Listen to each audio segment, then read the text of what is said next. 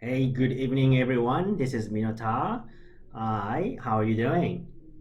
It's about 10, actually 11 p.m. on 23rd July. Hope everyone is being safe. My name is Minota, and I will be covering SDG, ESG. You probably heard of this before, and many of you may or may not know this, let's say, concept. But I'm actually been in banking for about 10, over 10 years. Worked in Japan, London, and Singapore, and I have lived in the U.S. For about 8 years before. 8 years when I was a kid, so over about 12 years of overseas experience and working experience. And so today I would like to talk about SDG, ESG. What does it stand for? What is it? What does that have to do with me? What does that have to do with finance, equity? Why is it so important? I'm sure everyone has heard of this before, at least once. And maybe you have actually checked it, on Wikipedia or whatever. And what is the difference between ESG, SDG, SRR, CSR? So many concepts that seems very, very similar. And to tell the truth, it's basically the same. So if you look at, sorry, it's a Japanese Wikipedia, but SRI, CSR. This is probably maybe something that you may know a little bit. You may have heard before. SRR, socially responsible investment. CSR, corporate social responsibility. Maybe in Japan, CSR is probably maybe more common because I have seen this talked about on the news. I've seen it on companies' websites, as an appeal of what a company is doing in terms of CSR. Having responsibility for society, and so on. So it has its development since years back, but in the recent years, it's basically the same. SRI was basically a setup where investment firms had set up principles for them to invest to companies, and they will like to pick companies that is very focused to for companies in principle very socially responsible. Now, what does that have to do with ESG, SDG, SRI, CSR? Nowadays, it's all the same. It's essentially the same. It has a little bit of differences, but essentially, you don't need to learn all the four acronyms. Just think of it as the same thing.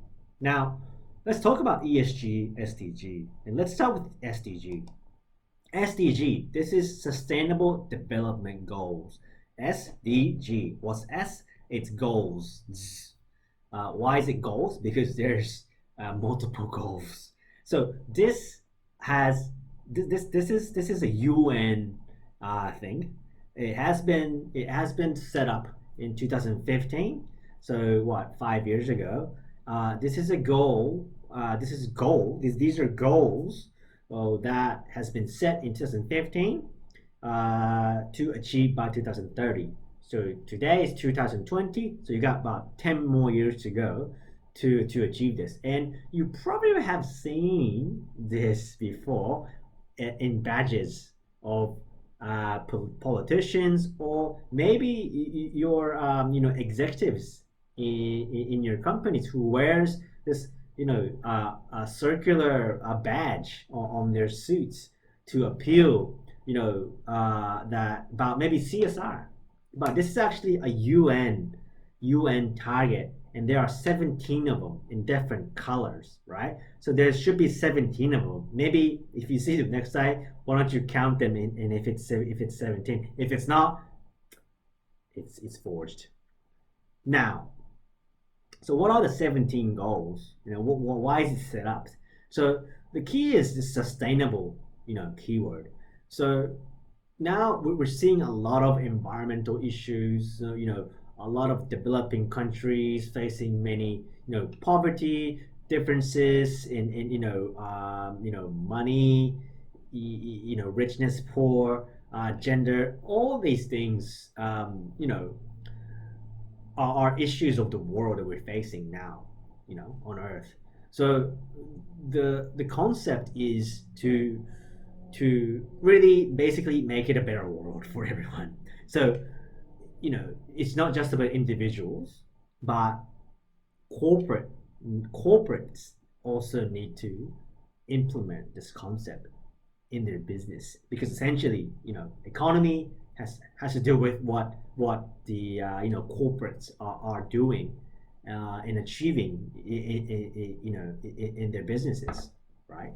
So what are these 17 goals? This is a UN website, by the way. So if you're interested, let's take a look. So there are 17 goals. No poverty, zero hunger, good health and well-being, quality education, gender equality, clean water and sanitation, affordable and clean energy, decent work and economic growth, industry, innovation and infrastructure, reduce inequalities, sustainable cities and communities, responsible consumption and production, climate action, life below water, life on land, peace, justice, and strong institutions, and partnerships for the goals. This is the SDGs. Now, okay, there's a lot of goals there, right? So coming back to finance, I have been in the credit business for almost over 10 years most of the time in my finance career, and right now actually in my institution I am responsible for this in finance. Okay, so it's actually a pretty specific topic that I cover professionally. So I thought it would be good to kind of talk about this, because this is something that will be essential for everyone in your company that you work with, and also it's an important factor in when you invest in equity. Not necessarily all the time, but it is a factor. And why is it important for corporates? Other than being a better company for the world, okay, and for the UN. Now, for listed companies, this is a super important factor. Why? Because institutional investors, funds, global funds who collects money from rich people, companies, pension funds, they have set up criteria, right? They have criteria to invest into corporate equities. And what they have now is, in their investment decision making, ESG is one of the topic. So if your company is not very focused, not really caring about the environment, social, don't really care what you do, I don't really care about SDGs, they're not going to invest in your company. And there are more and more firms who have who are applying this concept into their investment criteria. It's not going to decrease. It's a growing trend. It's not going to stop, right? So the companies really have to think about this now. It's a concept more in US, Europe. It's coming in APAC. It's increasing in APAC. So that's why there's so many companies in so many, let's say, financiers, bank, security firms who are very focused on this. And also in Japan, there has been many corporates who have issued ESG related loans and bonds. Okay, that's what I support professionally as well. So in terms of so corporates, investment firms are very much focused to this when invest into equities of corporates. So there are increasing numbers of corporates who are publicly on their websites or annual reports reporting what they do on these terms. Okay. So this is actually a heat map that I think one of the NGOs provide in terms of, okay, in all these countries, how are they performing in terms of achieving these 17 goals. Now, you can see that Japan not too bad. I think it's aligned with the other developed countries, but it's only 10 years until the target date. I'm sure there'll be additional goals that will be set up for quite soon, because 10 years is going to come pretty quick. Now, what does it mean in credit? Credit has been my business for over 10 years, and S&P Global, it is one of the largest firms who provides credit ratings for corporates and sovereigns and other things. And S&P, Moody's, they are the biggest firms internationally. Also, Fitch comes in to third. Some corporates just looks at S&P and Moody's, not Fitch. But let's focus on S&P just this time as an example. Now,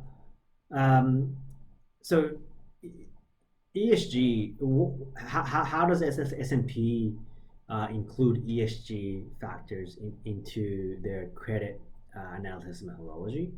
They talk about it for corporates. Now, SDG, ESG. So when you're actually analyzing corporates from an SDG, ESG standpoint, just think about it in ESG. SDG is a target. These are goals, okay, set up by UN. In terms of corporates, just you divide it into three categories: environmental, social, and governance, right? And usually, for now at least, governance, or actually, in fact, governance has been a part of the creditworthy analysis for a while. It's already in the methodology, not just because in a recent trend, because governance takes a big part. What does governance mean? It's management of the company, right? Management and governance. This has been a quite important factor when you're analyzing company.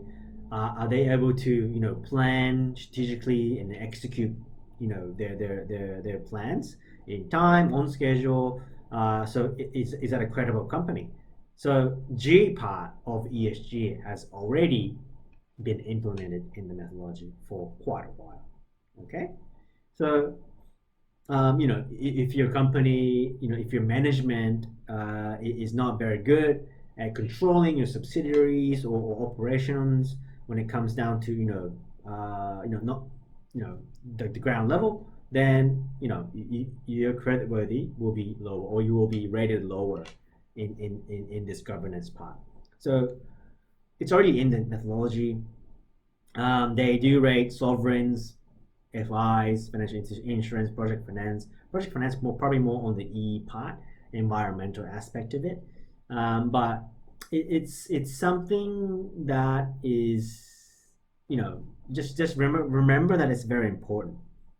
Okay, and in loans and bonds world, and also banks, of course, governance is already included in their internal rating and everything. And in terms of financing, right? ESG related financing instruments is becoming very, very popular. So applying green loans, raising financing with green bonds, sustainability linked loans and bonds. So that is very detailed. So I won't cover that in my video today, but I will cover that definitely in my other video, because that's what I do as part of my business. So I guess, how does it benefit you? Maybe probably not everyone, but it probably would benefit for those people who works in treasury departments. Who else? If you're working in the management section of the firm, you should listen to it, because it's something that, why not do it? And for listed companies especially, and if you are also listed company, working in a listed company, working in IR, investor relations. This is very, very important, and especially if your equity holders are very global. Okay, I don't think yet if your investors are mostly Asians, or maybe in Japan, it's they're mostly Japanese holders who doesn't have, let's say, non-Japanese money in the system, then it's not an immediate thing that you may need to worry about. But in the long run, or in the next 2-3 years, it's going to be it's increasingly to becoming an important factor. Okay, so thanks for watching the video. I hope it was beneficial. Um, and I have actually decided one thing. I actually didn't say this in my Japanese video, but so again, my career has mostly been in credit work, not so much in equity trading. Everyday trading. I win, I lose. Although I did have some dreams to work in that environment, but I didn't. But I think it's becoming a very, very important, let's say, aspect, because for me, I also like to start partially investing my money as well into equity, or right now I don't really do it. My money just been sitting in bank account doing nothing. So I think it's really time for me to start investing. And there are a lot of videos and a lot of my friends and my I guess there are people who I respect, including in YouTubers, that talks about this topic. So I would really want to be investing in that, and also I probably would like to start investing into Asia Pat credits or equities, so that I can maybe probably learn more, and also to really talk about it on videos, so that hopefully it might benefit someone who's interested in that sector as well. So thank you for watching. If you like the video, please subscribe, share, comment, and ask questions. Follow Twitter, Instagram if you interested. Thank you for watching. See you again in my next video.